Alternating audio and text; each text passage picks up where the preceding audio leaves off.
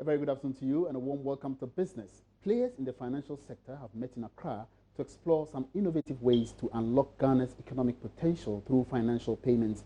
Deputy Governor of the Bank of Ghana, Dr. Johnson Isiama, noted the bank is committed to instituting the necessary laws to promote growth of the sector.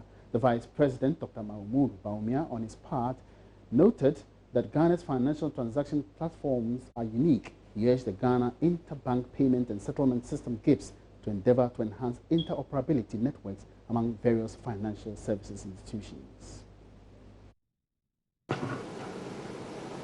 Interoperability, or the ability of a subscriber to send money from one network to the other, should be possible in Ghana as a matter of course, as it is in other countries. This is a very important issue, and it is an issue that we should really, all the stakeholders, turn our attention to.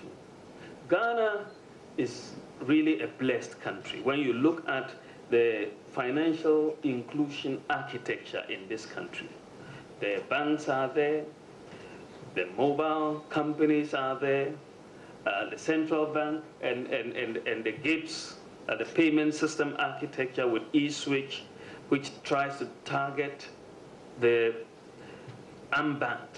So we have, an architecture that, quite frankly, I don't see in any other country in Africa. I really don't see it. We have been blessed with a major architecture which have been developed separately. The eSwitch architecture is very, very important. The telcos have an architecture which is very, very important. The banks have an architecture which is very important. What we are lacking is interoperability. But interoperability cannot be forced on the players. There must be a sound case, and people have to see the sense in it. I therefore want to challenge the stakeholders that this is not rocket science, making sure that there is interoperability between the Ghana Link, which the banks are on, the eSwitch platform, and the mobile telephone platforms. It's not rocket science. If you put your minds to it, this can be done in 6 months. It can be done. But I think that it is something that, if someone doesn't drive, maybe it doesn't happen.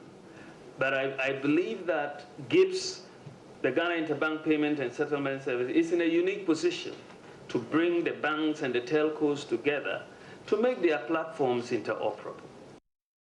Away from that, government could have difficulties in withdrawing monies from the state accounts at the Bank of Ghana from next week. That's if government fails to secure Parliament's approval for estimates of various ministries, departments and agencies in the 2017 budget. George Biafi tells us more.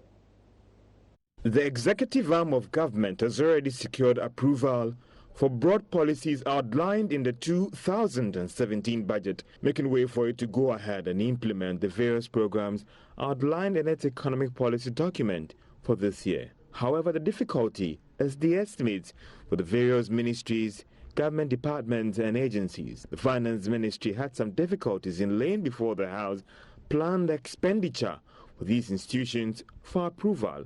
With the exception of the Local Government Ministry, which was approved yesterday, others are yet to come before the House. Now, here is the challenge. Parliament has about 8 working days before it rises for a break. Therefore, if it doesn't adopt some measures to quickly work on these estimates of the over 100 institutions, then there could be a challenge in drawing the necessary funds from the state accounts at the Bank of Ghana from April 1. According to the country's Financial Administration Act, government cannot draw from the Consolidated Fund and the single treasury account at the Bank of Ghana unless that expenditure has been approved by Parliament. So if all these ministries do not get these estimates approved, there could be serious challenges for the economy and government machinery could grind to a halt.